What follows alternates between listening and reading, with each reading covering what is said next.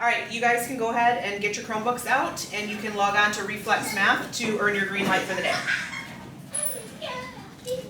So here in Kentwood, we have a one-to-one program for our students with Chromebooks. And so every student in the district has access to a Chromebook. And so we certainly have a regular cycle that we replace all of these. And we don't do the whole district at once. Every year we replace a certain number of them based on what our needs are and how old the existing equipment is. And so we take those, just as you would expect, we take the older ones and we replace them on a regular basis and buy, 1, 2, 3,000 of them potentially in a school year and get them in the hands of kids when they come back in the fall.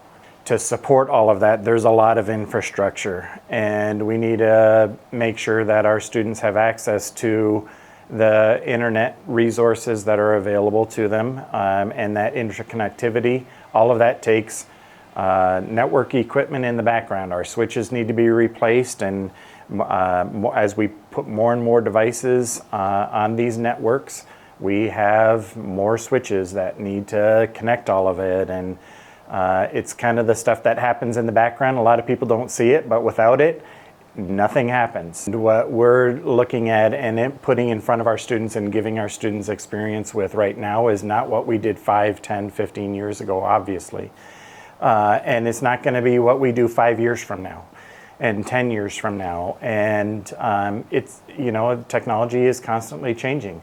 And we need our students to have experience with the latest and greatest technology, not something that is 10, 15, 20 years old. It's critically important for our students to have access to the same type of technology that they might use in the workplace or they might use in college if they continue their education after they graduate from us.